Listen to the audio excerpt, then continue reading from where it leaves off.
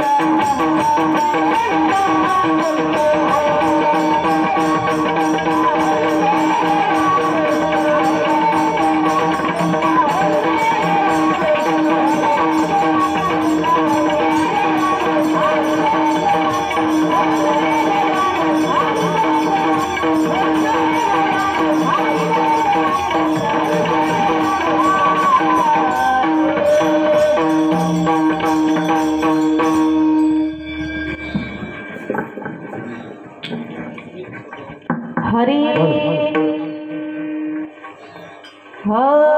रूप पाहता लोचनी रूप पाहता लोचनी रूप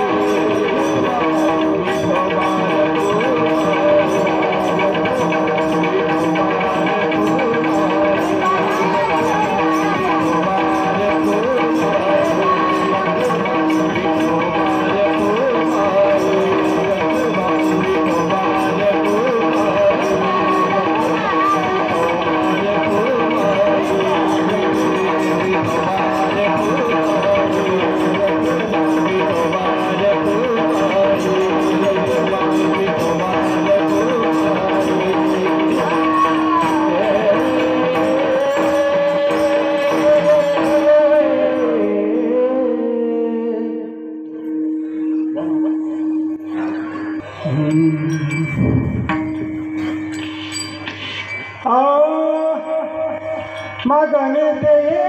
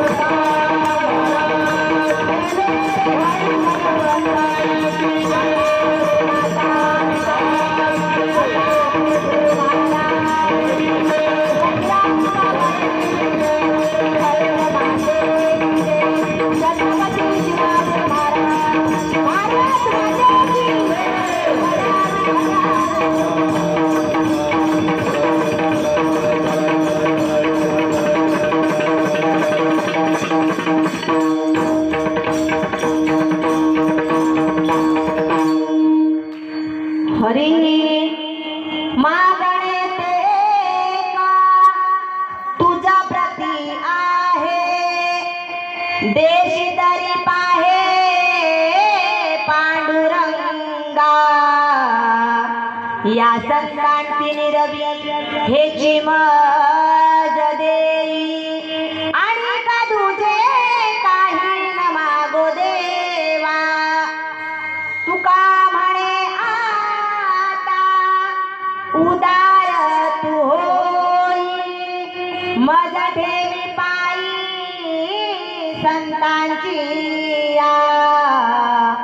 या संतांची निरवी हेची मज देई आणि का तुझे काही न मागो देवा विठ्ठल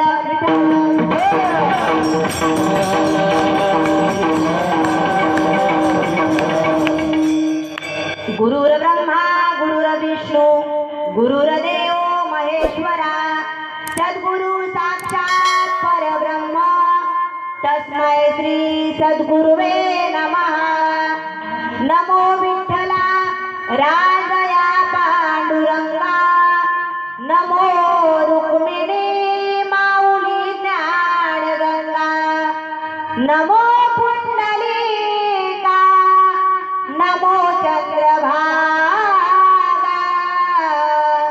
नमस्कार माझा रुक्मिणी पांडुरंग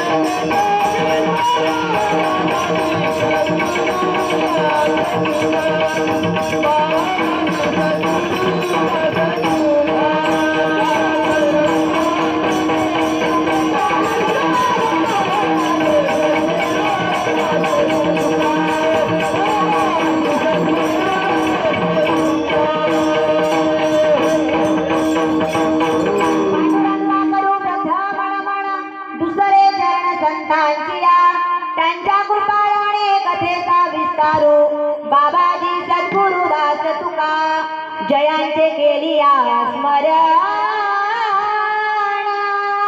होय सकळ विद्येचे अधिकरण ते जीवन श्री चरण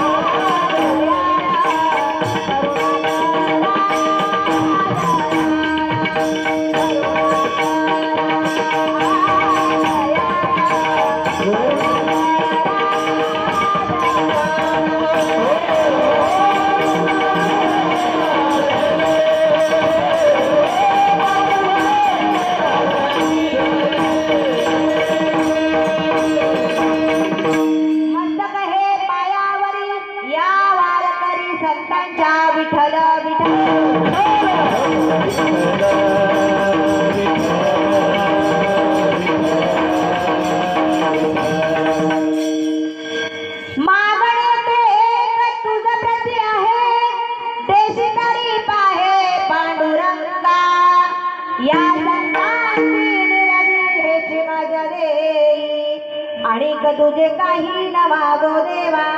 प्रस्तुत प्राप्त प्रसंगी सेवेकरता निवडलेला अभंग जगाचे जगद्विख्या संत शिरोमणी संत श्रेष्ठ देहू निवासी जगद्गुरु तुकोबाराया यांचा 3 चरणाचा मागणी पर प्रकरणातील प्रस्तुत अभंग आहे. विठ्ठल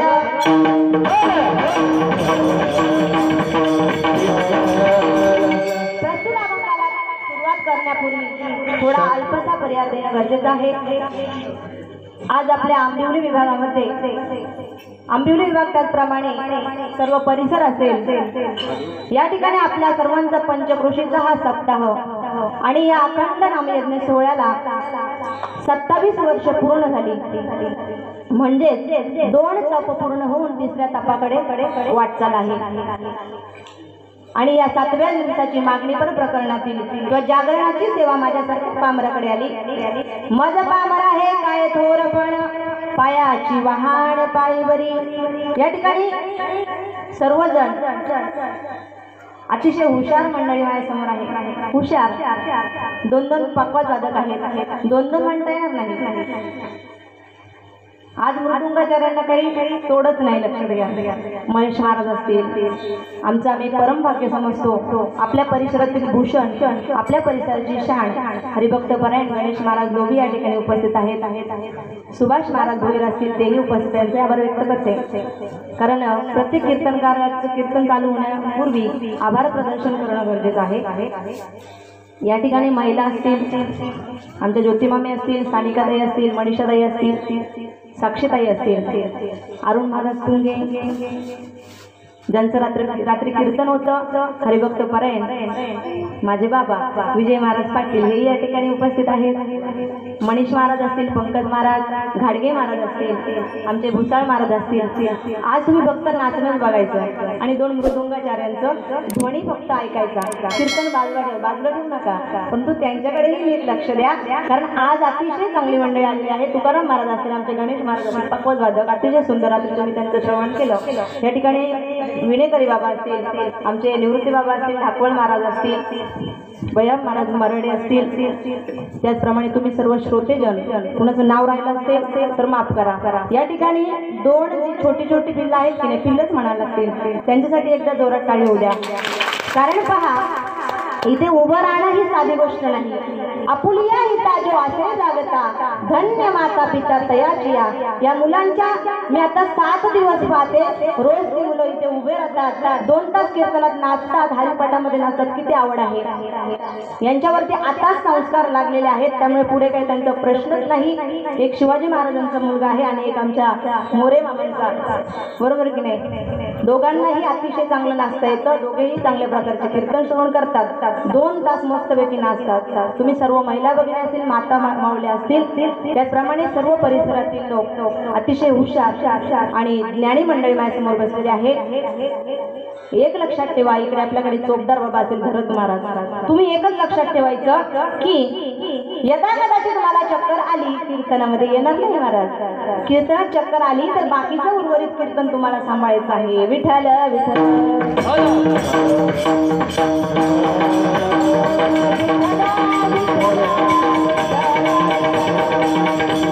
आणि हा सप्ताह ज्यांच्या मार्गदर्शनाने चालू झाला ज्यांच्या प्रेरणेने चालू झाला ते म्हणजे हरिभक्त परायण वैकुंठवासी आमचे शंकर बाबा सावंत हे आपल्यातून निघून गेलेले आहेत. त्याचप्रमाणे सुदाम बाबा पवार असतील सगळ्यांचे प्रेरणास्थान कोकणे महाराज असतील विठ्ठल महाराज कोकणे बाबाही या ठिकाणी उपस्थित आहेत. आपल्या परिसरातील अध्यक्ष बंशुशेठ पिंगळे त्यांचाही अतिशय या कार्याला परिश्रम आहे. त्याचप्रमाणे आता जे काही आपले पेठचे बाबा आपल्यातून निघून गेले मराठे बाबा पुंडलिक बाबा मराठे त्यांचाही या ठिकाणी अतिशय परिश्रमाचा वाटा होता स्नेहाचा वाटा होता. तसंच आमचे आजोबा शंकर बाबा मोरे हेही या ठिकाणी आपल्यातून निघून गेले आहेत. या सर्व लोकांनी वलेचे रोप लावी येलेद्वारे त्याचा वेलू गेला गगनावरी. रोपटा आपल्याला परमार्थ रूपी रोपट लावून दिलेला आहे. त्याला आपण पुढे वाढवायचं की नाही ते आपल्या हातात आहे आणि जास्तीत जास्त वाढवण्याचा प्रयत्न आपण करू आणि भगवान परमात्म्याला एवढंच सांगतो की ज्या ज्या ज्या ज्या व्यक्ती या ठिकाणी परमार्थिक स्वरूपामध्ये इथे रुजणार आहेत, कष्ट करणार आहेत, मेहनत करणार आहेत, त्यांना उदंड आयुष्य देव. तुमच्या सर्वांच्या चरणी पांडुरंग परमात्माच्या चरणी नतमस्तक होऊन माझ्या सेवेला मी प्रारंभ करते. विठ्ठल विठ्ठल.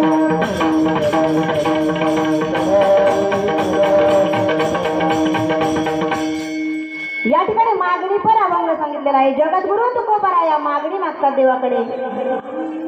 आजचं दंडकच असं असतं. पहिल्या दिवशी नामपर अभंग घेतला जातो, दुसऱ्या दिवशी संतपर, तिसऱ्या चौथ्या पाचव्या दिवशी भक्तीपर कुठलंही घेतलं तरी चालतं, संतपर घेतलं तरी चालतो. परंतु जागरणाच्या दिवशी मागणीपर अभंग घेणं हे कीर्तनकाराचं दंडक आहे. म्हणून या ठिकाणी जगद्गुरु तुकोबरा देवाकडे मागणी मागतात. गाथ्यामध्ये 125 अभंग मागणीपर आहेत आणि जगद्गुरु तुकोबरांना मागणी मागायची. काय मागणी मागतात? हे देवा, मागणे ते एक तुझ प्रती आहे, देशी तरी पाहे पांडुरंगा. देवा, तुझ्याजवळ मी एक मागणं मागतो, ते मला तू देशील का? काय मागणं आहे? या संतांची निरवी हेची मज देई आणि तुझे काही न मागो देवा. या संतांची निरवी, निरवी म्हणजे सेवा, सेवा करण्याची संधी मला प्राप्त करून दे, असं जगद्गुरु तुकोबाराय सांगतात. तिसऱ्या चरणात मला सांगतात, तुका म्हणे आता उदार तू होई मज ठेवी पायी संतांची. देवा, तू उदार आहे आणि जास्तीत जास्त उदार होऊन तू काय कर, तर आम्हाला त्या साधू संतांच्या चरणाजवळ ठेव, असं जगद्गुरु तुकोबाराय सांगतात. अभंगाचा भावार्थ संपला. विठ्ठल विठ्ठल.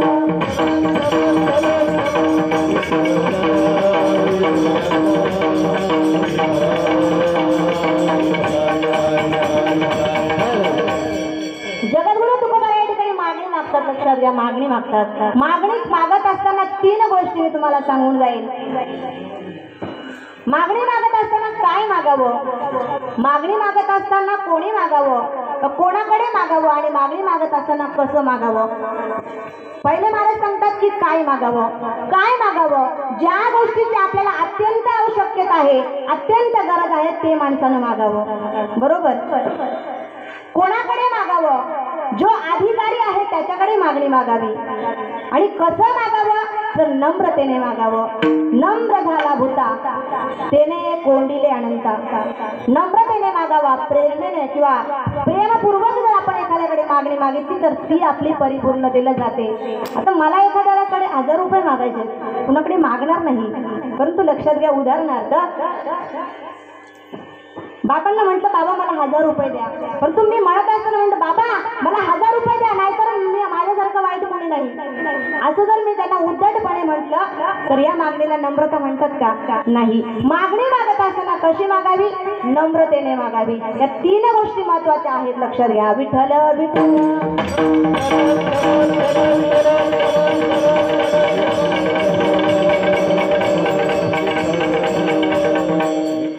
व्यवहारामध्ये आपण जगत असताना जी लोक स्वतःसाठी मागणी मागतात त्याला माणूस म्हणतात आणि जी इतरांसाठी मागणी मागतात त्यांना संत म्हणतात. संत.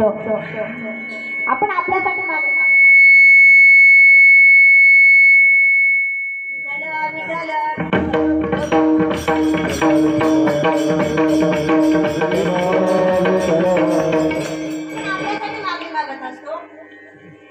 मागणी मागत असताना आपण स्वतःसाठी मागणी मागतो. मंदिरात एखादा माणूस सहज जातो, देवाला साकडं घालतो, साकडं 10 रुपये ठेवतो, देवाला सांगतो, देवा.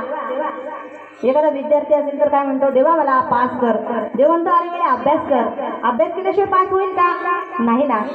आपल्या 10 रुपयामध्ये आपण हजारो मागण्या देवाकडे मागतो. इतरांसाठी मागितली जाते ती संतांची मागणी आहे आणि स्वतःसाठी मागली जाते तो मनुष्य असतो आणि महामनुष्य फक्त स्वतःसाठी मागत असतो. विठ्ठल विठ्ठल.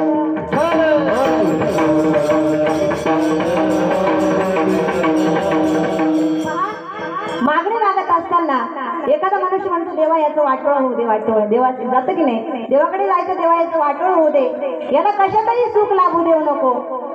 प्रत्येक वेळेला दुसऱ्याचं वाईट कसं होईल अशी काही लोक पाहत असतात. एक व्यक्ती डॉक्टरकडे गेला. डॉक्टर सांगतो, देवा डॉक्टर माझं पोट दुखतंय, पोट काय थांबत नाही, काहीतरी उपचार करा, औषध द्या. डॉक्टरांनी औषधं दिल्या, गोळ्या दिल्या, सगळं काही दिलं, मेडिसिन सर्व लिहून दिलं. पुन्हा रिटर्न आला. डॉक्टर अहो माझं पोट काही थांबत नाही, काहीतरी करा. डॉक्टर म्हणतात तुम्ही खाल्लं काय? काही खाल्लं नाही. मग तुमचं पोट कशाने दुखतं? त्यावेळेला तो माणूस म्हणतो समोर जाणे बांगला बांधला त्यामुळे माझ्या पोटात दुखतं. विठ्ठल विठ्ठल. मागत असताना देवाकडे काय मागावं? काय मागावं? एखाद्याला देवाची प्राप्ती होते परंतु त्याला काय मागावं ते कळत नाही. एक गुराखी जंगलामध्ये गुरं चारण्यासाठी निघाला. जंगलात गुरं चारण्यासाठी निघाल्यानंतर त्याच्याकडून एक वस्तू हरवली. तो इकडे तिकडे आपली वस्तू पाहतो, कुठेही वस्तू मिळत नाही. मग त्याने पाळापाचोला बाजूला केला आणि त्यानंतर त्याला एक शिवलिंग सापडलं. भगवान शंकराचं शिवलिंग सापडलं.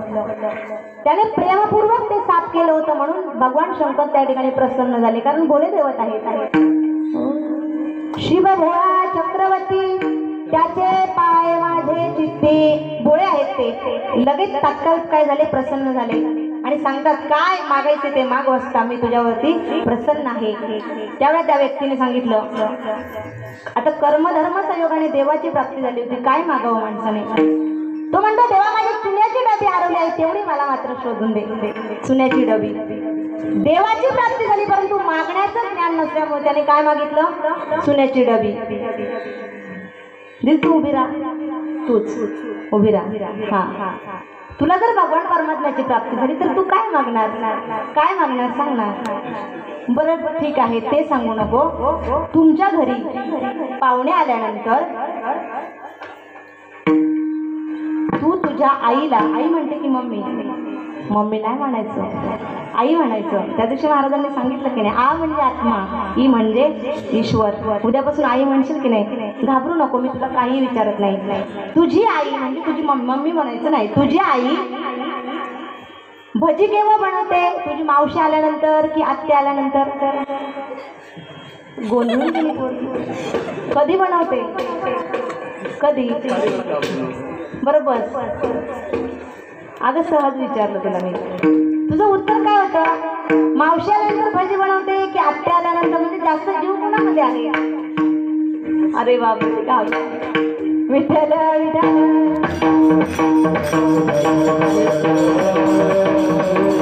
या माणसाला भगवान परमात्म्याची प्राप्ती झाली परंतु त्याला मागण्याचं ज्ञान नव्हतं. त्याने काय मागितलं? देवा माझी चुन्याची डबी मला मिळवून दे.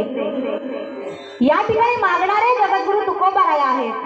तुकोबाराया ही अधिकारी आहेत आणि ज्याच्याकडे मागतात तेही अधिकारी आहेत. म्हणजे ते साक्षात भगवान पंढरीशी परमात्मा. जगद्गुरु तुकोबाराया भगवान परमात्म्याकडे मागतात. मागत असताना काय मागतात? जगद्गुरु तुकोबाराया सांगतात देवा मला काही देऊ नको, मला तुझा कधीच विसर पडू नको, हे मात्र मला दे.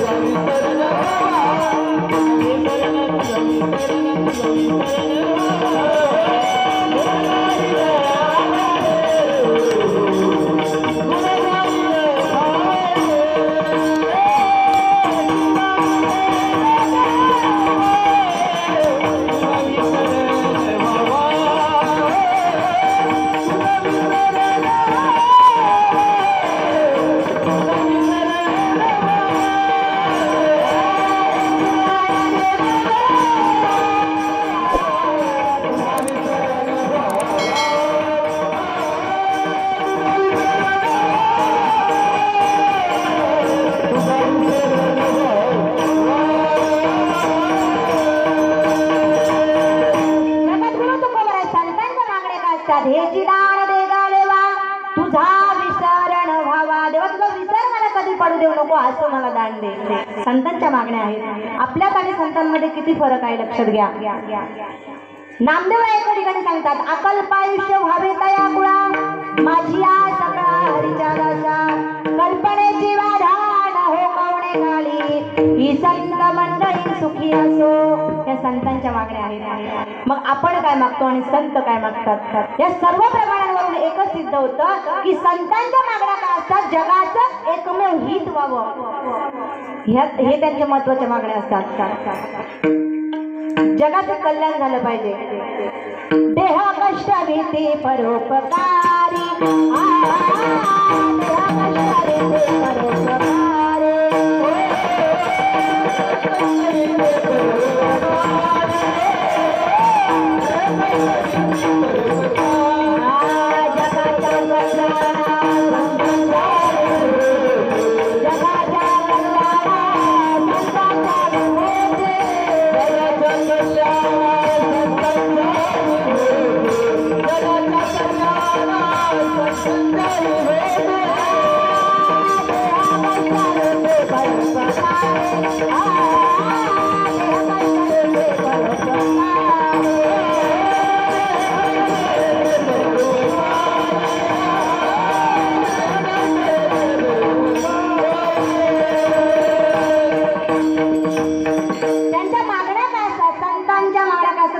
जगाच्या कल्याणात संतांच्या विभूती देह कष्टभीती परोपकारी किंवा बुडते हे जन न देखवे डोळा येतो कळवा म्हणून या संतांच्या मागण्या असतात. संतांच्या मागण्यांची परंपरा जर आपण पाहिली तर पहा जगद्गुरु तुकोबरांचे वडील ओलोबा आणि आई कणकाई हे दोघेही विठ्ठल भक्त होते. परम भक्ती होती भगवान परमात्म्याविषयी त्यांना. एकदा ओलोबा निघाले जगत भगवान परमात्म्याच्या दर्शनासाठी. त्यावेळेला एकादशी होती. ओलोबा निघाले आणि कणकाई माता म्हणतात अहो कुठे निघालात. कणकाई अगं मी देवाच्या दर्शनासाठी चाललो. एक काम कराल का मलाही देवाच्या दर्शनासाठी यायचंय कारण बरेच दिवस झाले माझ्या पांडुरंग परमात्म्याला मी काही पाहिलं नाही. तुम्ही मला घेऊन चालाल का. ओलोबा सांगतात ठीक आहे नेतो परंतु माझी एक अट आहे. देवाकडे गेल्यानंतर काहीही मागायचं नाही कारण आपली परंपरा आहे काहीही मागणे त्या मानुचित वडिलांची रीत जाणवत असे. आपली वडिलोपार्जित रीत आहे की नाही देवाकडे काहीही मागायचं नाही. मग तू जर मागत नसशील तर माझ्यासोबत चल अन्यथा येऊ नको. कणकाई माता म्हणतात मी देवाकडे काही मागणार नाही चला. मजल नमजल करून पंढरपूरला पोहोचले. चंद्रभागेचं स्नान केलं. रावळामध्ये ज्यावेळेला ते दर्शनासाठी गेले बोलोबा पुढे आहेत आणि कणकाई माता मागे आहेत. देव वाट पाहत होता भक्ताची. भक्ताची देव वाट पाहत असतो कधी माझा भक्त येतो आणि मी त्याला भेटतो. देव वाट पाहत आहेत. बोलोबा गेले देवासमोर उभे राहिले. उभे राहिल्यानंतर देवाला वाटलं की आता काहीतरी मागतील परंतु त्यांनी काही मागितलं नाही. देवाचं दर्शन घेतलं आणि तसेच पुढे निघून गेले. कणकाई माता आल्या. कणकाई मातेने देवासमोर पाहिलं आणि त्या भारावून गेल्या. अतिशय आनंद झाला कारण ती मूर्तीच तशी होती सुंदर असं रूप तिचं. हो सुंदर ते ध्यान उभे विटेवारी सुंदर ते ध्यान करकटवारी प्रेमिया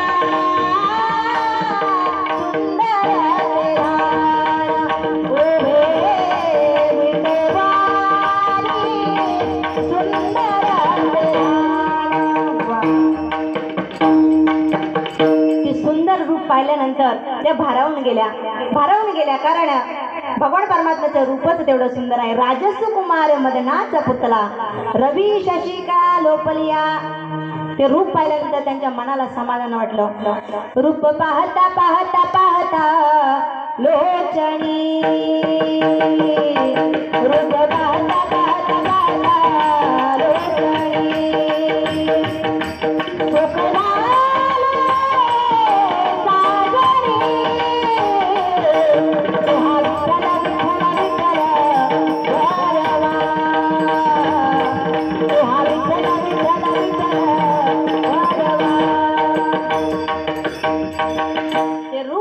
ऐकल्यानंतर त्यांच्या मनाला समाधान वाटलं कणकाई मातेच्या, आणि डोळ्यामध्ये घळा अश्रू निघायला लागले. कंठी प्रेम दाटे नयनीर लोटे हृदयी प्रगटे राम रूप, अशी अवस्था कणकाई मातेची झाली. कणकाई मातेची अशी अवस्था पाहिल्यानंतर देवाने कणकाई मातेला विचारलं, कणकाई काही दुःख आहे का? काही दुःख आहे का? का तुम्ही रडतायत? त्यावेळेला कणकाई मातेने म्हटलं, काही नाही देवा, काही नाही. अहो महिलांच्या पोटामध्ये कधीच काही ठरत नाही. काही राहतं का महिलांच्या पोटात मनात काही राहतं का? त्यांना तो शाप आहे, शाप. महाभारतातील प्रसंग आहे. ज्या वेळेला कर्ण वारला, मेला, ही बातमी 5ही पांडवांनी आपल्या कुंती मातेला सांगितलंय. कुंती मातेला सांगितल्यानंतर कुंती मातेला अतिशय आनंद दुःख झाला, कारण तो कुंती मातेचा पुत्र होता. कोण? कर्ण. कर्ण मेला, आई कर्ण मेला, आई कर्ण मेला असं सांगितल्यानंतर कुंती मातेला अतिशय दुःख झालेलं आहे. कुंती माते रडतात, परंतु अर्जुनाने सांगितलं, आई तू का रडते? अगं तो कर्ण मेलेला आहे, तुझ्या डोळ्यामध्ये का अश्रू येतात? त्यावेळेला आईने सांगितलं की तो दुसरा तिसरा कोण तर तुमचा भाऊ होता. मग अर्जुनाने त्यावेळेला नकुल सहदेव सर्व पांडवांना काय झालं, वाईट वाटलं. अगं आई तू जर आम्हाला हे अगोदर सांगितलं असतं तर आम्ही कर्णाला कधीच मारलं नसतो. त्यावेळेला अर्जुनाने दिलेला शाप आहे. कोणाला? कुंती मातेला. कुंती मातेलाच नव्हे तर अख्ख्या स्त्री जातीला दिलेला तो शाप आहे की यापुढे इथून तुमच्या पोटामध्ये काही करणार नाही. कुठलीच गोष्ट जरी असेल ना तरी तुम्ही सर्वांना सांगत राहाल. आपण सांगतो की नाही सर्व महिला? एखाद्या गावामध्ये कुठली घटना घडली, सखू जाते कोणाकडे? ठकूकडे. सखूबाई ठकूकडे जाते. अगं ऐकलं का आपल्या गावामध्ये असं असं झाले? तिच्या पोटात ठरत नाही. हे बघ मी तुला सांगते परंतु तू ही गोष्ट कोणाला सांगायची नाही. ती म्हणते नाही ग बाई मी कुणालाच सांगणार नाही. तिला बाजूला जाऊन देते, परत दुसरीकडे जाते. दुसरीला सांगते, ऐकलं का मगाशी सखू आली होती, तिने असं असं सांगितलं परंतु मी तुला सांगितलं हे कुणाला सांगू नको. असं करता करता अख्ख्या गावामध्ये ती बातमी पसरते. हा स्त्री जातीला दिलेला काय आहे? शाप आहे. म्हणून आपल्या शरीर पोटामध्ये काही करत नाही. कुंती मातेला या ठिकाणी कणकाई मातेला विचारलं देवाने, काय झालं कणकाई, का दुःख आहात तुम्ही, का रडतायत? त्यावेळेला कणकाई मातेने सांगितलं, देवा मला पुत्र नाही, संतान नाही देवा मला. देवाने सांगितलं, इतकंच ना, जा तुला पुत्र होईल. काय म्हणतात? जा तुला पुत्र होईल. किती आनंद झाला असेल. आनंद रे आजी आनंद रे,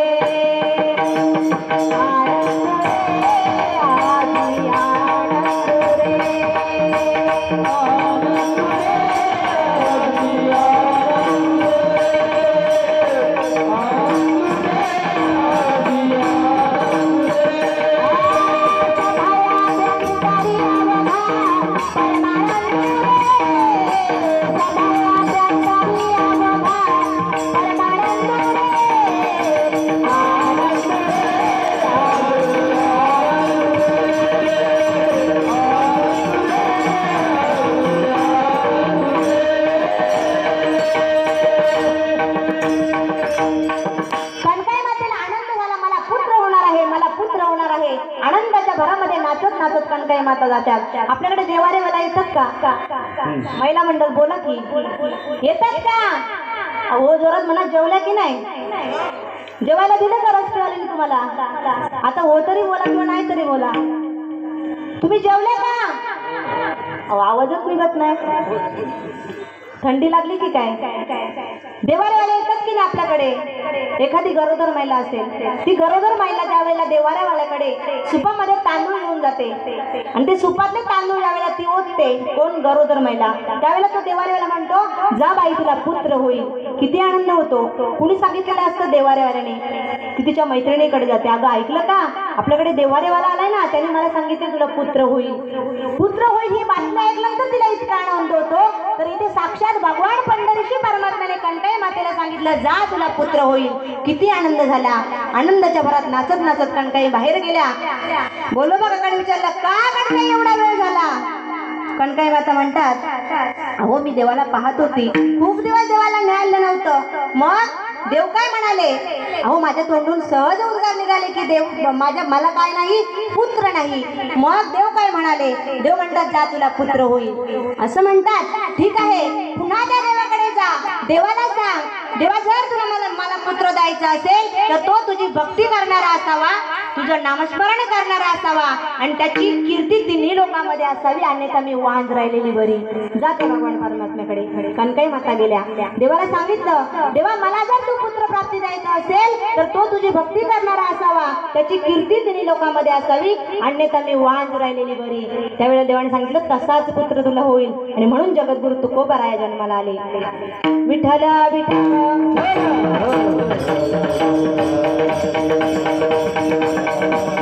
तुकोबाराया ही अतिशय भक्ती करत होते, अतिशय एकनिष्ठ भक्ती भगवान परमात्म्यावरती. त्यांना दुसरं काही सुचत नव्हतं, काही सुचत नव्हतं. पांडुरंग ध्यानी पांडुरंग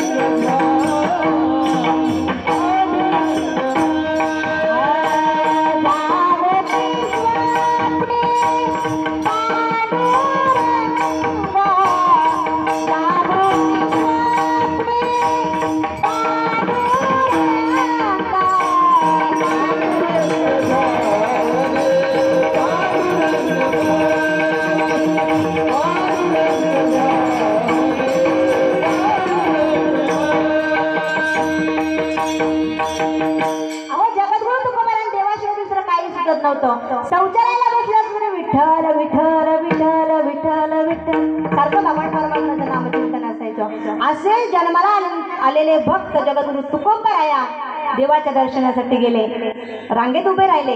देव भगवान परमात्मा जगद्गुरु तुकोबारायांची वाट पाहतो, माझा तुका कधी येईल, माझा तुका कधी येईल. पाहता पाहता जगद्गुरु तुकोबाराया समोर आले. देवाने विचारावं तुकोबाराया कसे आहात. तुकोबाराया सांगतात, देवा मी खूप आनंदात आहे. त्यावेळेला देव सांगतात, तुकोबा मी असं ऐकलं की तुमची पत्नी मेली. तुकोबाराया सांगतात, हो देवा. तुमचा एक बैल मेला. हो देवा. आता आपलं जर असं आपल्याकडे जर अशी कोणाची परिस्थिती असती तर देवाला सांगितलं असतं, देवा तुझा वाटोळा होऊ दे. बोललाच की नाही, तू माझ्या संसाराची राख रांगोळी केली, काय मी पाप केलं होतं आपण असं म्हटलं असतो. परंतु जगद्गुरु तुकोबाराया सांगतात, बरे झाले देवा निघाले दिवाळे, बरी या दुष्काळे पिढा गेली.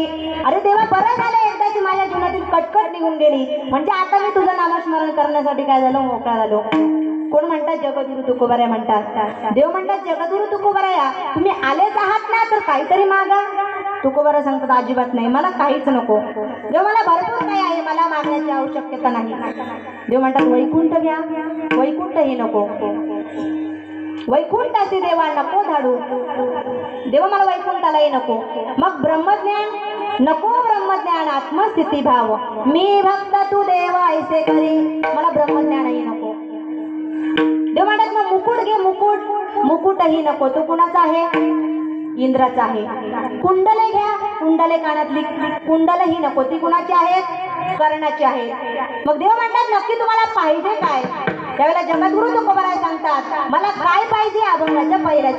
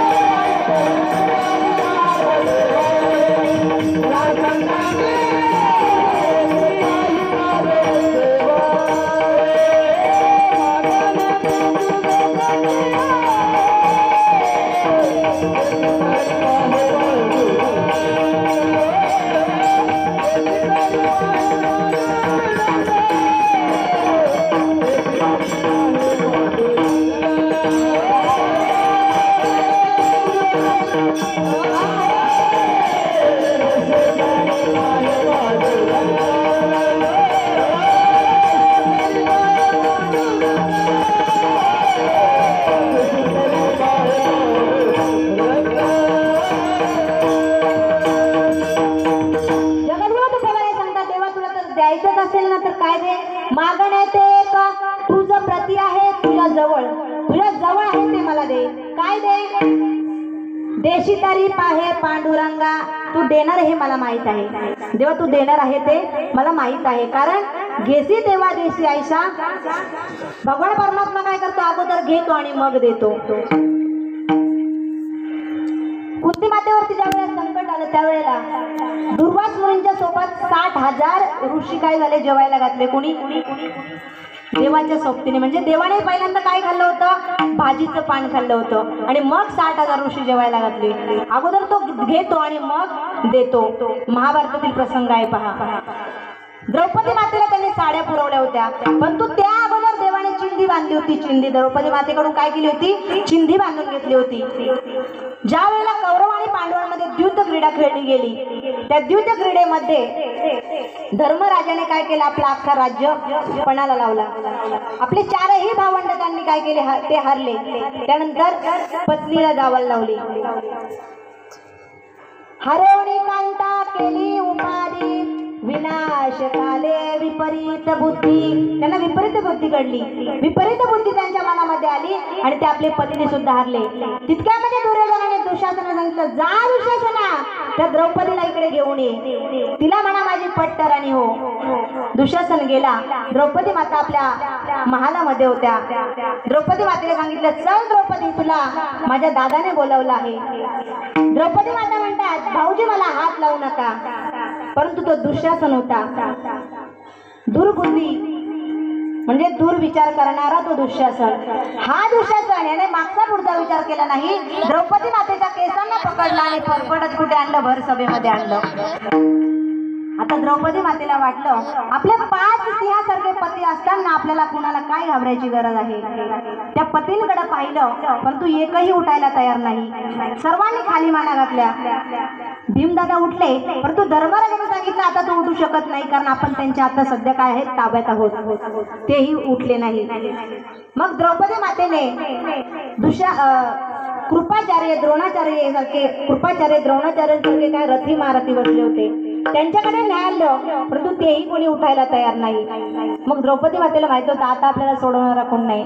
कोण आहे? कोठे गुंतला द्वारकेच्या राया, कोठे गुंतला द्वारकेच्या राया, वेळ का सकला लागिला, वेळ का सकला लागिला. द्रौपदी म्हणतात की हे देवा, तू कुठे गुंतलाय? तू लवकर माझ्यासाठी धावून ये. त्यावेळेला देव त्या ठिकाणी प्रकट झाले. सांगण्याचा मतिदार एवढाच आहे, देवाने त्या ठिकाणी साड्या पुरवल्या, परंतु देवाने अगोदर चिंधी बांधून घेतली होती हाताला. मग द्रौपदी मातेला काय केलं? त्यांनी साड्या पुरवल्या. पहिल्यांदा देव घेतो आणि मग भक्ताला देतो. या ठिकाणी जगद्गुरु तुकोबाला सांगतात, मागणे ते एक तुझं प्रती आहे, देशी तरी पाहे पांडुरंगा. देवा तू देशी दे, मला माहित आहे. मग मला काय दे? तर त्या संतांचं सानिध्य लागू दे, त्यांची सेवा माझ्याकडून घडू दे अभंगाच्या 2ऱ्या चरणात. संतासिनी देवी हे मज देई, या संतासिनी देवी हे मज देई, या संतासिनी देवी हे मज देई, या संतासिनी देवी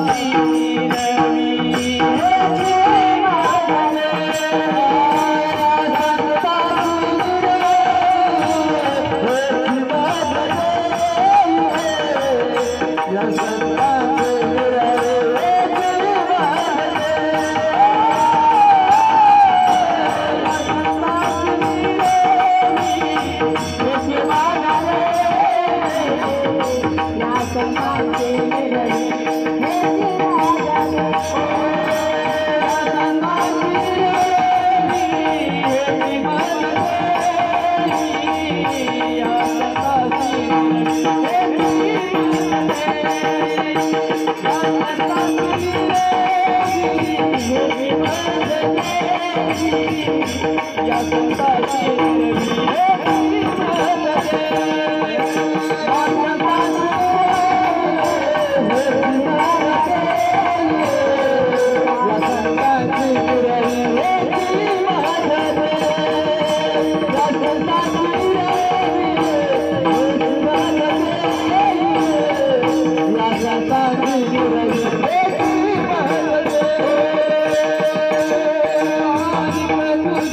काही न मागे तू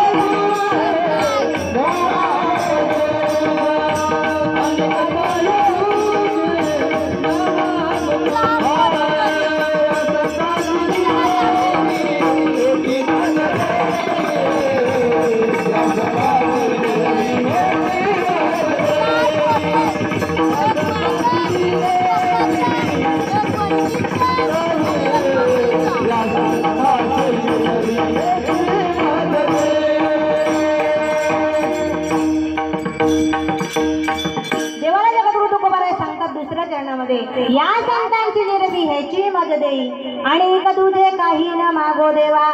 जर तुला काही द्यायचं असेल ना, निर्वी म्हणजे सेवा, त्या संतांची सेवा करण्याची मला संधी प्राप्त करून दे. कारण संत या जगामध्ये श्रेष्ठ आहेत.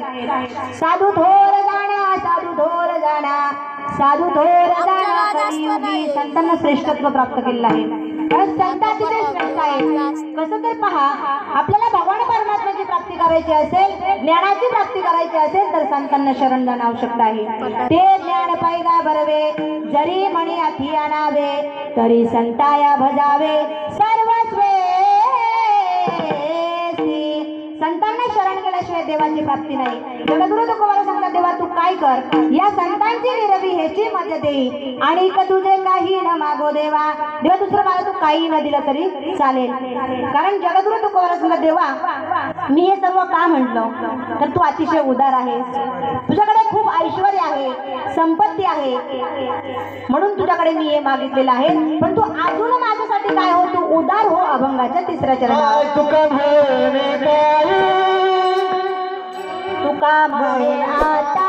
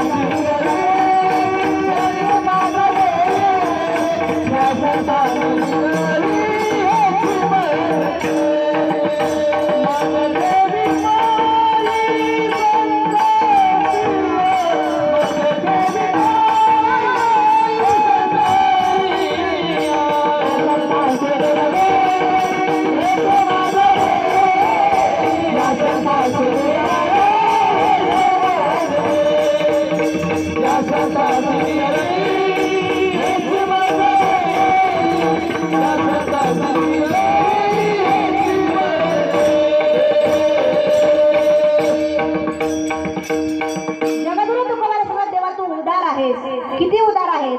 ऐका यशश्री औदार्य, ज्ञान वैराग्य ऐश्वर्य, हे साई गुणवर्य वसती जेथ. भगवान परमात्म्याकडे काय आहे? यश, ऐश्वर्य, वैराग्य. ऐका, यशस्वी, औदार्य, ज्ञान, वैराग्य, ऐश्वर्य हे सहाही गुणवरे कुणाकडे आहेत? भगवान परमात्म्याकडे आहेत. म्हणून देवा तू काय आहे? उदारांचा दाता आहे. तू अतिशय श्रीमंत आहे, श्रेष्ठ आहे, यात शंका नाही. पण तू माझ्यावरती आणखी उदार हो आणि त्या भगवान त्या साधू संतांचं काय कर, मला चरण लाभू दे. माझं पायी ठेवी संतांच्या, त्या संतांच्या चरणाजवळ ठेव. मग ते संत महाराज आपण ओळखायचं कसं? कसं त्या संतांना ओळखायचं? हो, संत ओळखायचं असतील तर आता कलियुगामध्ये संतांना ओळखायचं म्हणजे कसं? संत कसे असतात? संत तोची जाणा जगी, दया क्षमा ज्याचे अंगी. त्या संतांना आपण ओळखायचं. आणखी संतांच्या बाबतीत आपण जर पाहिलं तर संत म्हणजे त्या संतांकडे कुठल्याही प्रकारची आसक्ती नसावी, कुठल्याही प्रकारची आशा नसावी, कुठल्याही प्रकारची आशा त्यांच्याकडे नसावी. पहा, तो साधू कसा ओळखावा? तो साधू आपण कसा ओळखायचा? तर पहा, एका गावामध्ये एका राजाच्या राजवाड्यामध्ये एक साधू महात्मा. पहाटे 6ची वेळ आहे, नुकताच सूर्य उगवला होता आणि तो साधू महात्मा त्या राजाच्या राजवाड्यासमोर उभा राहिला. राजा आई जगदंबेची पूजा करत होता. पूजा करता करता थोड्या वेळामध्ये राजाची पूजा आटोपली आणि राजाच्या मुखातून उद्गार आले, पुंडली कवळदार विठ्ठल. तुम्ही पण म्हणा, श्री ज्ञानदेव तुकाराम पंढरीनाथ भगवान की जय, माऊली ज्ञानेश्वर महाराज की जय. राजाच्या मुखातून उद्गार आले. राजा बाहेर आला, आपली खिडकी खोलली. खिडकी खोलल्यानंतर त्याला एक समोर दृश्य दिसलं. ते म्हणजे असं होतं की समोर एक साधू महात्मा उभा होता. तो साधू महात्मा उभा होता याच नवल नाही, तो इतका तेजस्वी होता की सूर्याच्या प्रकाशाला लाजवेल इतका तो साधू महात्मा तेजस्वी दिसत होता. राजाला आश्चर्य वाटलं. राजा लगेच आतमध्ये धावत गेला आणि आपल्या आईला म्हणतो, आई आई ऐकलं का? आपल्या राजासमोर एक साधू महात्मा आला आहे, यात नवल नाही, परंतु तो साधू महात्मा इतका तेजस्वी आहे की सूर्याच्या प्रकाशाला लाजवेल इतका तेजस्वी तो साधू महात्मा आहे. मग ती आई कोणी दुसरी तिसरी महिला नव्हती, सामान्य महिला नव्हती, आपल्या महिलांसारखी दुसऱ्याच्या गोट्यातली काय शेण सोडणारी आपल्या महिलांसारखी नव्हती, ती सामान्य महिला नव्हती. त्या आईने त्या राजाला सांगितलं, राजा ती महिला जर इतकी, तो साधू महात्मा जर इतका श्रेष्ठ असेल तर आपल्याला कुठेही तीर्थयात्रा करण्याची आवश्यकता नाही, आपण जाऊन त्याच्या झोळीमध्ये बसू, म्हणजे आपण त्याची सेवा करू. दोघेही बाहेर आले. त्या साधू महात्म्याचा आदर सत्कार केला, नाणापरीचा पाहुणचार केला आणि त्या राजाने आपल्या कंकाला बोलावलं. कंक म्हणजे कोण? हिशोब करणारा. कंकाला बोलावलं आणि सांगितलं की आपल्या राज्यामध्ये जेवढी काही संपत्ती आहे ती एका कागदावरती उतरवा. आणि तो कागद उतरवल्यानंतर तो कागद त्या महात्म्याच्या झोळीमध्ये त्यांनी टाकला. त्या महात्म्याने तो कागद पाहिला, वाचल्यानंतर त्या महात्म्याच्या डोळ्यातून घळाघळा अश्रू निघायला लागले. त्या महात्म्याच्या मनामध्ये कुठल्याही प्रकारची आसक्ती नव्हती, कुठल्याही प्रकारची आशा नव्हती. त्या महात्म्याने जशाच्या तसे हजारो त्या तुकड्यात काय केले, त्या कागदाचे तुकडे केले. याला म्हणतात कुठल्याही प्रकारची आशा नाही. चित्ती नाही आस त्याचा पांडुरंग दास. या साधू महात्म्याच्या चित्तामध्ये कुठल्याही प्रकारची आशा नव्हती. मग जगद्गुरु तुकोबाला सांगतात, आशा संतांचं सानिध्य मला लागू दे. तुका म्हणे आता उदार तू होई मज ठेवी पायी. संतांच्या चरणाजवळ मला ठेव, कारण संतांचं चरण लाभलं की मग आपल्याला भगवान परमात्म्याची प्राप्ती होते. हरी प्राप्तीचे उपाय धरावे संतांचे ते पाय, तेणे साधती साधन तुटती भवाची बंधन. विठोबार खुमारी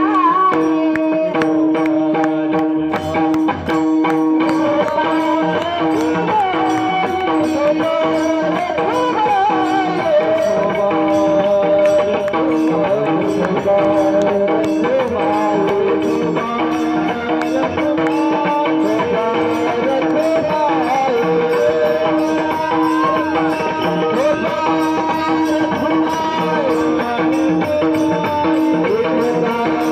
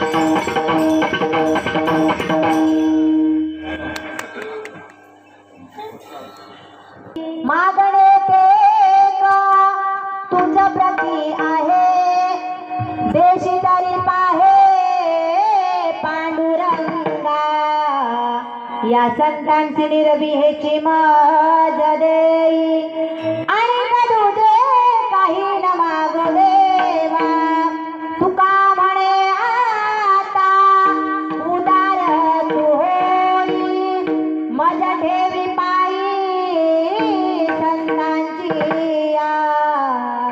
या संतांची निरवी हेची मज देई आणि कधू दे काही न मागो देवा. तुम्हाला वाटतं महाराजांनी अभंग घेतलं म्हणजे कीर्तन संपलं असं नाही. आणखी 15 मिनिटं माझ्या हातात आहेत की नाही. 11 वाजल्याशिवाय तुम्हाला सोडणार नाही. हां 9 ते 11ची शाळा आहे आपली रोजची. या ठिकाणी तुम्ही सर्वांनी शांतचित्तेने कीर्तन ऐकलं, परंतु माझं सांगण्याचा मतितार्थ अर्थ एवढाच आहे की 15 मिनिटं मी जरा समाज प्रबोधन करेल. आपल्यावरती 3 जगामध्ये आपण वावरत असताना, जीवन जगत असताना 3 लोकांचे उपकार आहेत. पहिलं म्हणजे आपल्यावरती साधू संतांचे उपकार आहेत की त्यांनी आपल्याला मार्ग दावणे गेले आधी दयानिधी संतते पेण्याची बनते चालू जाता न पडे गुंता कोटे काही. आणि दुसरं म्हणजे भगवान परमात्म्याचं, कारण देवाने आपल्याला इतका सुंदर असा देह दिलाय. देवे दिला देह भजन गोमाटा तोया झाला फाटा बारिकेचा. भगवान परमात्म्याने सुंदर आपल्याला देह दिलाय म्हणून त्याचेही उपकार आपल्यावरती अनंत आहेत. तिसरं म्हणजे आपल्यावरती आपल्या आई वडिलांचे उपकार आहेत. आई ही घरचे मांगल्य असते तर बाप हा घरचा अस्तित्व असतो. आई वडिलांना तितकंच महत्त्व आपण दिलं पाहिजे, कारण आपल्याला घडवणारे आपल्यावरती चांगले संस्कार करणारे आपले एकमेव गुरु जर कोणी असतील ते म्हणजे कोण आहेत, आपले आई वडील आहेत. म्हणून त्यांना त्यांच्या ऋणातून आपण कधीच उतरे होऊ शकत नाही. कितीही माणसाने जन्म घेतला ना तरी आई वडिलांच्या ऋणातून आपण कधीच उतराई होऊ शकत नाही. आपल्याला जेवू घालणारी आई कळते, परंतु आयुष्याची शिदोरी जमा करणारा बाप कळायला हवा. आयुष्याची शिदोरी करणारा बाप आपल्याला कळायला हवा. दोघांनाही आपण तितकंच महत्त्व दिलं पाहिजे. आ म्हणजे आत्मा, ई म्हणजे ईश्वर. स्वामी तिने जगाचा आई विना भिकारी. स्वामी तिने जगाचा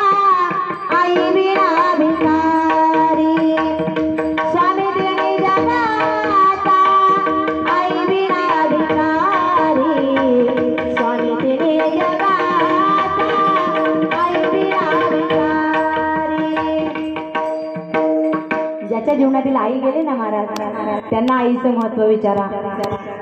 आई असल्यानंतर आईची आठवण येत नाही, परंतु गेल्यानंतर तिची किंमत कळाल्याशिवाय माणसाला राहत नाही, किंमत कळाल्याशिवाय राहत नाही. एखादा लहान मुलं असेल ना, त्याला आईचं महत्व विचारा. एक 8 वर्षाचा मुलगा होता. दोघेही आई वडील त्यांचे सर्व्हिसला होते, नोकरीला होते. अतिशय आनंदाने त्यांचा संसार चालला होता. इतक्यामध्ये काही दिवसांनी त्यांच्यावरती कुणाची तरी दृष्ट लागली. काही दिवसांनी काय झालं, 4 वाजता मुलगा खेळत होता. खेळता खेळता मुलाला भूक लागली. मुलाने सांगितलं, आई अगं मला भूक लागलेली आहे, काहीतरी खायला दे, काहीतरी मला भरव. त्यावेळेला ती आई घरामध्ये गेली, कणिक कालवलं, म्हणजे आपलं गव्हाचं पीठ जे असते की नाही ते मळलं आणि तिने चपात्या बनवण्यासाठी ती गॅसकडे वळली. एक चपाती महाराज त्यांनी टाकली आणि ती चपाती तव्यामध्ये ज्या वेळेला आईने टाकली किंवा तव्यामध्ये ती भाजण्यासाठी ठेवली, त्या क्षणामध्ये आई धाडदिशी जमिनीवरती कोसळली. म्हणजे आईला अटॅक आला. ते 7 वर्षाचं मूल जे होतं ना, ते आपल्या आईकडे धावत आलं. आई आई आई अगं काय झालं, उठ नाही, उठ नाही, मला सोडून तू जाऊ नको. कारण तो 7 वर्षाचं जरी ते मुलं असेल ना, तरी त्या आईचं महत्व किंवा आई आपल्याला सोडून गेले त्याला कळालं होतं. त्याने आरडाओरड केली, अख्खा गाव जमा झाला, शेजारी बाजारी आले, डॉक्टरला फोन केला. डॉक्टर आल्यानंतर नाडी चेक केली. डॉक्टरने सांगितलं शी इज डेथ, ती काय झालेली आपल्यातून निघून गेलेली आहे, मेली आहे. आणि हे ऐकल्यानंतर सर्व गाव हंबरडा फोडतो, कारण एवढंच लेकरू सोडून ती आई गेलेली होती. तो मुलगा कोणाचं ऐकायला तयार नाही. तो मुलगा सांगतो, आई अगं उठ ना, मला डबा कोण करेल, आई मला चपाती कोण भरवेल, आई तुझ्या मांडीवर बसून माझ्या पप्पे किंवा मुके कोण घेईल, आई अगं उठ ना, आई माझ्या गुरुजींची फी कोण देईल, अगं आई मला तू सोडून जाऊ नको, अगं आई तू मला सोडून जाऊ नको.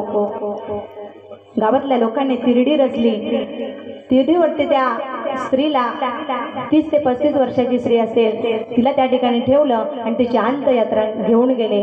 परंतु इकडे हे मूल जे होतं ना, ते कुणाचंही ऐकायला तयार नाही. माझ्या आईला तुम्ही घेऊन जाऊ नका, माझ्या आईपासून मला काय करू नका, लांब करू नका, कारण माझी आई फक्त माझी आई आहे. तुम्ही तिला नेऊ शकत नाही, तुम्ही तिला जाणू शकत नाही, तुम्ही तिला माझ्यापासून दूर नेऊ शकत नाही. असा हंबरडा फोडत फोडत तो लहान मुलगा काय करतो, रडतो आहे.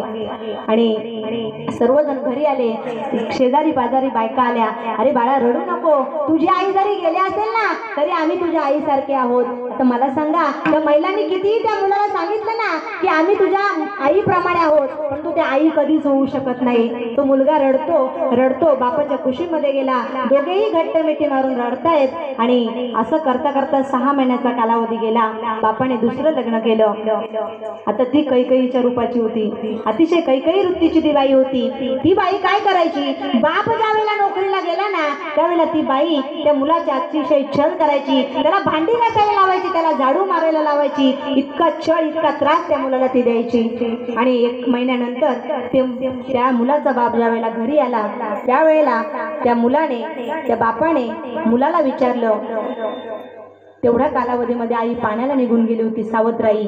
ती आई गेल्यानंतर त्या बापाने दरवाजाची कडी लावली आणि मुलाला विचारलं, बाळा बाळा सांग, तुझी आई तुझी त्रास करते का, तुला मारते का, तुझं काही छळ करते का. बाळ धाया धाया रडू लागला, ढसा ढसा रडतोय. आणि बाबाच्या खुशीमध्ये घट्ट जाऊन मिठी मारले. बाबा बाबा मला माझी पहिली आई आणून दे, कारण ही जी आई आहे ना, काय करते लक्षात घे. माझी अगोदरची जी आई होती ना, ती खोटं बोलायची, आणि ही आई मात्र काय करते, खरं बोलते. बाबा थोडा वेळ काय झाला, स्तब्ध झाला. नक्की तुला म्हणायचंय काय. आणि त्या वेळेमध्ये त्या मुलाने बापाला मिठी मारली आणि सांगतो की माझी जी पहिली आई होती ना, ती खरं बोलायची. मी जरी मस्ती केली, तिला त्रास दिला, तरी अर्धा तासाने मला जवळ घ्यायची, मांडीवर बसवायची आणि मला जेवू घालायची. ती माझी आई काय करायची, खोटं बोलायची की मी तुला आता जेवायला देणार नाही, पण तू ती मला जेवू घालायची. परंतु ही जी खोटी आई आहे ना, सावत्र आई जी माझी आहे ना, ती मात्र खरं बोलते. ती मला मारते, माझा छळ करते आणि मला सांगते की तुला मी 2 दिवस जेवायला देणार नाही. आणि खरोखर बाबा मला ती 2 दिवस जेवायला देत नाही. बाबा 2 दिवस जेवायला देत नाही. बाबा इतकंच नाही, परवा काय झालं, परवा ह्या आईने मला ही इस्त्री करायला लावली. इस्त्री करता करता तिची साडी जळाली आणि जळाल्यानंतर तिने तीच इस्त्री माझ्या पाठीवर ठेवली. सर्व दिवशी असा आवाज झाला, बाबा माझ्या पाठीवर किती चटके बसले, पहा ना बाबा माझ्या पाठीवर किती चटके बसले. बाबा मला माझी आई आणून द्या, बाबा मला माझी आई आणून द्या. म्हणून आई ही फक्त आईच असते. कितीही लोकांनी म्हटलं, कितीही शेजारच्या बायकांनी म्हटलं की मी तुझ्या आईसारखी आहे, परंतु ती आई कधीच होऊ शकत नाही. म्हणून आ म्हणजे आत्मा, ही म्हणजे ईश्वर. आई ही गेल्यानंतर माणसाला तिची किंमत कळते, असल्यानंतर तिला तिची कधीही किंमत कळत नाही. कारण ज्या वेळेला बाळाला काही लागतं ना त्यावेळेला दुःख कुणाला होतं, त्या आईला होतं. ज्या वेळेला मुलाचा काटा रुततो ना त्यावेळेला त्या आईला त्रास होतो. ज्या वेळेला मुलाच्या ठेच लागते ना त्यावेळेला फक्त आणि फक्त त्या आईला त्रास होत असतो. जन्म दिला आईने मला, उपकार हा थोर झाला. जन्म दिला आईने मला, उपकार हा थोर झाला. ठेच लागे माझ्या पायाला,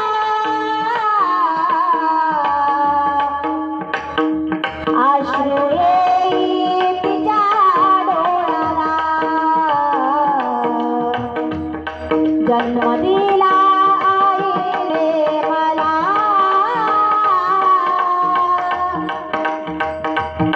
उपकार हा थोर झाला.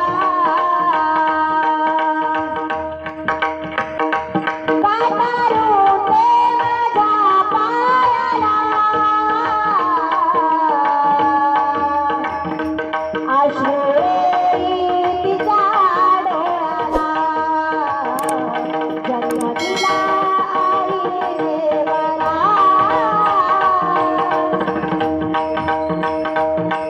उपकार हा थोर झाला.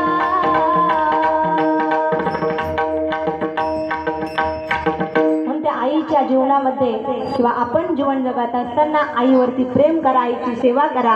आई गेल्यानंतरच आईचे महत्व आपल्याला कळतं, असल्यानंतर तिची आपल्याला किंमत कळत नाही.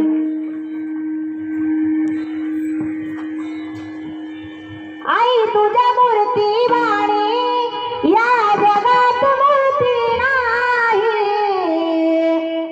आई तुझ्या मूर्ती वाणी या जगात मूर्ती नाही. अनमोल जन्म दिला ग आई, तुझे उपकार भेटणार नाही. अनमोल जन्म दिला ग आई, तुझे उपकार भेटणार नाही.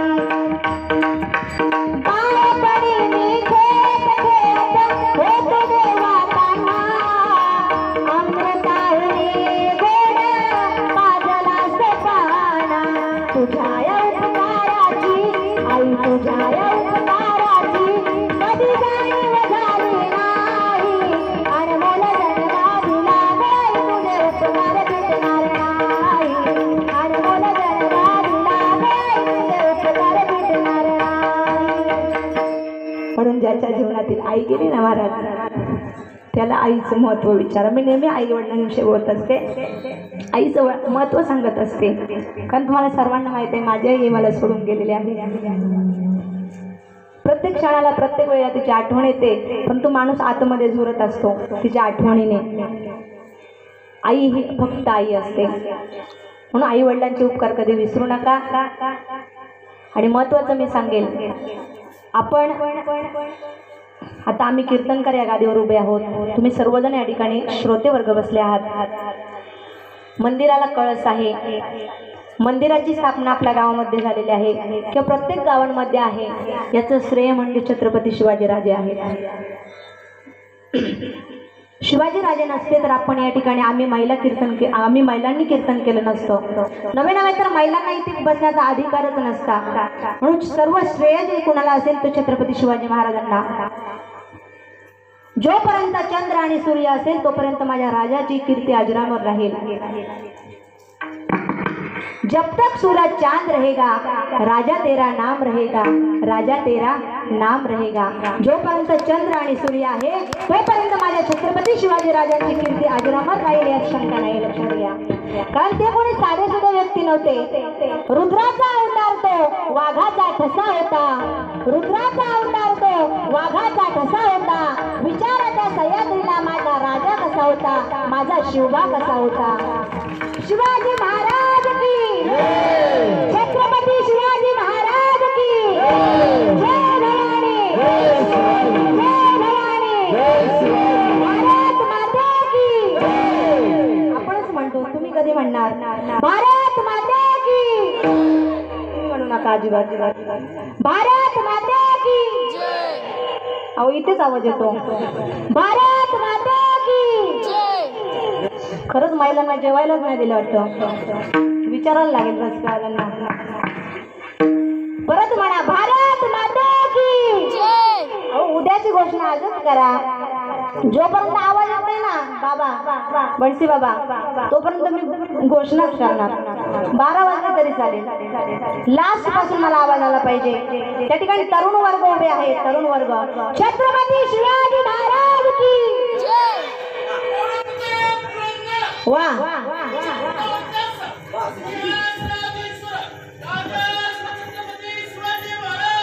जय भारत माता की. आता बरोबर येतो. हरी दाडेश्वर माऊली गुरु दाडराज माऊली.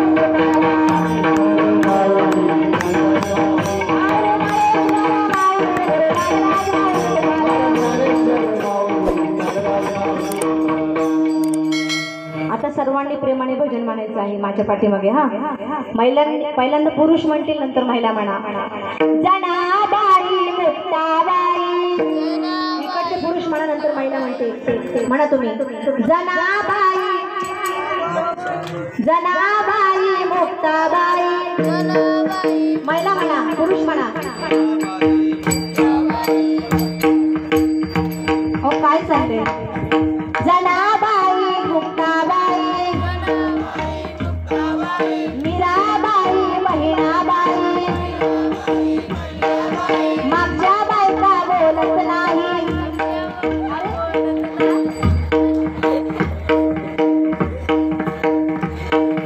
जनाबाई मीराबाई, बहिणाबाई मुक्ताबाई. जनाबाई मीराबाई, मागच्या बायका अजिबात बोलत नाही, नाहीच बोलत. असो, मागणे ते का तुझ प्रती आहे, देशीदारी पाहे पांडुरंगा. या संतांची निरविहेची मज देई, आणि तुझे काही न मागो देवा. जगद्गुरु तुकोबराया प्रस्तुत अभंगामध्ये भगवान परमात्म्याकडे मागणी मागतायत. प्रस्तुत अभंगावरती मी माझ्या अल्पशा मतीप्रमाणे बोलण्याचा प्रयत्न केलेला आहे. चांगलं असेल, माझ्या गुरूंची कृपा, भगवान परमात्म्याची कृपा, तुम्हा सर्वांचा आशीर्वाद. कारण मी पहिली गोष्ट म्हणजे मी तुम्हा सर्व परिसराला, आपल्या सर्व परिसराला माझा परिवार समजते महाराज. हे सर्व माझा परिवारच आहे. आणि परिवारामध्ये ज्याप्रमाणे आपला सदस्य, आपला घरचा व्यक्ती ज्या वेळेला बोलतो, लेकुराचे हित वाहे माऊलीचे चित्त. तुमचं सर्वांचा मी लेकरू आहे. चुकला असेल माझ्या बुद्धीचा दोष, चांगला असेल भगवान परमात्म्याची कृपा. त्या ठिकाणी अतिशय ज्ञानी मंडळी माझ्यासमोर बसलेले आहेत. सर्व कोणी कीर्तनकार असेल, कोणी प्रवचनकार असेल, हरिभक्तपरायण गुरुवर्य विजय महाराज पाटील असतील, गणेश महाराज लोभी असतील, सुभाष दादा भोईर असतील. यांचा वेळात वेळ काढून त्यांनी आपल्याला त्या ठिकाणी त्यांची सेवा दिली, त्याबद्दल त्यांचा अतिशय मी ऋणी आहे. कारण त्या दिवशी दादा म्हणाले की ताई तुमच्या कीर्तनाला मी येतो, आणि त्या प्रमाणे त्यांनी शब्द दिला आणि ते खरोखर आले. आणि आमचंही आम्ही महत्भाग्य समजतो की तुम्ही आमच्या कीर्तनामध्ये उपस्थित राहिलात, तुम्हीही आमच्या कीर्तनामध्ये उपस्थित राहिलात, त्याबद्दल तुमचा आभार व्यक्त करते. सर्व गायक वृंद मंडळी असतील, आता पहिल्यांदा मी सुरुवातीला नावं घेतली, आता घेत नाही, नंतर 12 वाजल्याशिवाय राहणार नाही. पुढच्या वर्षी तुम्हीच म्हणता. या ठिकाणी सर्वजण आपला वेळात वेळ काढून कीर्तनासाठी उपस्थित राहिले. तरुण वर्ग असेल, या सप्ताहासाठी आयोजक मंडळी, नियोजन करणारे मंडळी, कमिटीचे मंडळी, ज्याने आर्थिक परिश्रम केला, ज्याने शारीरिक परिश्रम केला, या ठिकाणी थोडं का होईना थोडी थोडी सेवा कीर्तन सप्ताहासाठी केली पाहिजे. आणि हा आपण आपलं मदभाग्य समजलं पाहिजे की आपल्या पंचक्रोशीतील सप्ताह आणि हा सप्ताह आपण मोठ्या उत्साहाने साजरा दरवर्षी करत असतो. भगवान परमात्मा आपल्याला अशीच उदंड आयुष्य देव आणि ही जी सेवा आहे ती आपल्या अखेरच्या श्वासापर्यंत अशीच चालत राहू द्या अशी भगवान परमात्म्याकडे मी प्रार्थना करते. या ठिकाणी आमच्या परिसरातील अध्यक्ष बनश्री बाबा पिंगळे असतील, त्यांनी अतिशय परिश्रम केला आणि त्या परिश्रमाची सेवा त्यांना आता मिळाली आहे. कारण पहा, कोरोनाच्या संकटामध्ये कोरोनावरती मात करून आपण हा सप्ताह चालू केला आणि 7 दिवस आपले अतिशय व्यवस्थितरित्या पार पडलेले आहेत. म्हणून भगवान परमात्म्याची आपल्यावरती कृपा आहे. नाहीतर इथे पोलीस आले असते आणि आपला सप्ताह सुद्धा बंद केला असता. परंतु देव ते करू शकत नाही, कारण देवाच्या मर्जीने सर्व काही चाललेलं असतं. देवाला माहीत आहे की अतिशय भाविक मंडळी आहे, अतिशय प्रेमळ मंडळी आहे, परमार्थाची जास्तीत जास्त सर्वांना आवड आहे. म्हणून आपला सप्ताह अतिशय व्यवस्थितरित्या पार पडला. म्हणून देवाचा आपण अनंत ऋणी आहोत. सर्वांच्या चरणी विठ्ठल बाबा कोकणे असतील, आमचे पवार बाबा असतील, त्याचप्रमाणे ग्रामस्थ मंडळ रस्पे, सर्व परिसर सर्वांच्या चरणी नतमस्तक होऊन खास करून माझा आवाज तुमच्यापर्यंत ज्यांनी पोहोचवला ते साऊंड सिस्टम वाले दादा असतील, भिकाजी दादा घुडे, नितेश महाराज घुडे, 7 दिवस चांगली तुम्ही सेवा केली, तुमची मी ऋणी आहे. आणि मी या ठिकाणी ज्या गादीवरती उभी आहे, ज्यांच्यामुळे मी या गादीवरती उभी आहे ते म्हणजे हरिभक्तपरायण माझे मिस्टर गणेश महाराज थरकुडे, हेही या ठिकाणी उपस्थित आहेत. त्यांचे आभार व्यक्त करते. माझ्या आत्याचा मुलगा मुरबाडवरून माझं कीर्तन श्रवण करण्यासाठी खास आलेला आहे, त्याचे आभार व्यक्त करते. झालेली सेवा पांडुरंग परमात्म्याने अर्पण करून सेवेला पूर्ण विराम. भैरवी घ्या 5 मिनिटं, भैरवी घ्या 5 मिनिटं.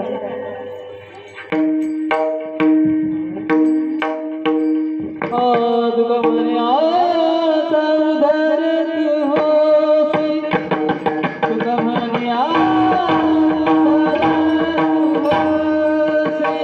तुका म्हणे आता उधारती होसी, तुका म्हणे